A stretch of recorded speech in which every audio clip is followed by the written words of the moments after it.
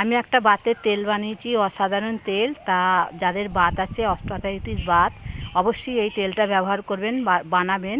বা যদি কারোর দরকার হয় এই নাম্বারে যোগাযোগ করবেন, আমি বলে দেবো তেলটা কিভাবে করা হয়েছে। বাত অনেক বাচ্চারা হয়, পঙ্গু হয়, কিন্তু এই তেলটা মাখলে ভালো হয়ে যায়। আর যে তেলটা যেখান থেকে তৈরি করেছি ওখানে গিয়ে মাখলে একদম গ্যারেন্টি, গরম গরম মাখাবে ওখানে, শিওর ভালো হয়ে যাবে, 100% গ্যারেন্টি। যদি না গ্যারেন্টি হয় তখন আপনারা বলবেন যে আমার বাত ভালো হয়নি। তা অবশ্যই মাখবেন। আমার ওই ভিডিওটা, পুরো ভিডিওটা আপনারা দেখবেন। তা খুব ভালো তেল। আবার ওইটা মানে যেখানে যেখানে ব্যথা সেখানে সেখানে আপনাদের মাখতে হবে। তা প্রচণ্ড আপনাদের উপকার হবে। না চোখে দেখলে, না মালিশ করলে আপনারা বিশ্বাস করতে পারবেন না যে তেলটা কেমন। মানে অনেক কিছু দিয়ে তৈরি করা হয়েছে তেলটা। এই দেখুন, এই পাতাগুলো দেওয়া হচ্ছে, আমি ভিডিও বানাই। রস, এই দেখুন, এই তেল, এইটা আমি হাতে করে চটকাচ্ছি। এই পাতাগুলো আমি এই পাতাগুলো এবার আমি এইটা ভালো করে নিংড়ে নিচ্ছি। এই মশলাটার মধ্যে ছোটো এলাচ, বড় এলাচ, জায়ফল, জয়িত্রী, লবঙ্গ, দারচিনি, কাবাব চিনি আর আপনার কালো জিরে। এবার আরও আছে দেওয়া হবে ওই তেলের মধ্যে। সব একই তো দেওয়া হবে, ওই একই সব মশলা। এটা এখানে বাতের তেল দেয়, খুব ভালো। ছোট এলাচ, বড় এলাচ, জায়ফল, জয়িত্রী, দারুচিনি, কাবাব চিনি, লবঙ্গ, কালো জিরে। ঠিক আছে।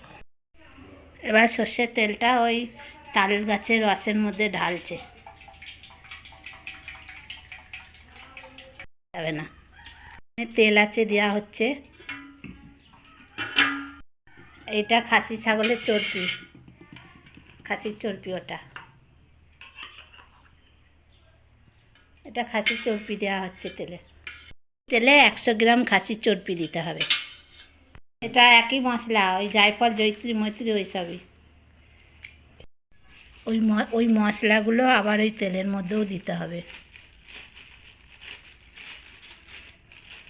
8 রকম মশলা।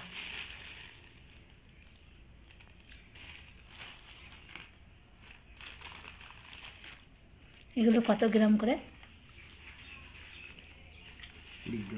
এগুলো মশলাগুলো সব 20 গ্রাম করে লাগবে। 8 রকম মশলা। স্টোভের মধ্যে করা হবে।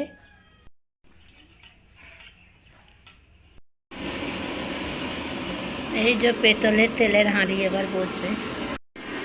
তেলের হাঁড়িটা বসিয়ে দিলাম। এরকম ফুটছে, 10-15 মিনিট তেলটা ফুটবে।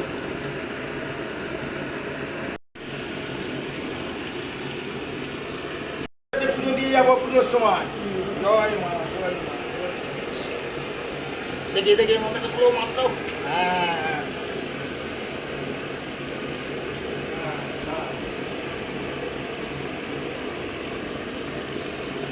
আর তালের রস দেওয়া হচ্ছে। দেখো এবার ফোন রাখো, অত ইয়ে করলে চলবে না। দেখো না, হনুমান লাগাও, তোমার চলে দিচ্ছি। ফোনটা রাখো। তালের রস। এবার ওই মশলাগুলো দিয়ে দিচ্ছে, 8 রকম মশলা। একবার হাত দিন, দেখি, ভিডিও করি। এই দেখুন,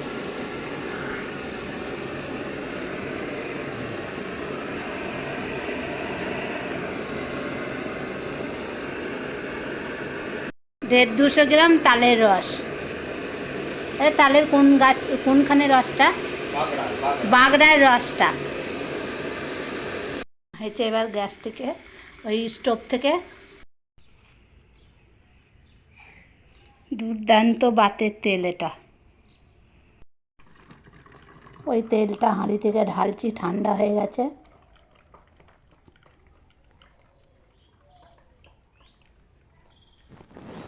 এটা ছেঁকে নিয়েছি।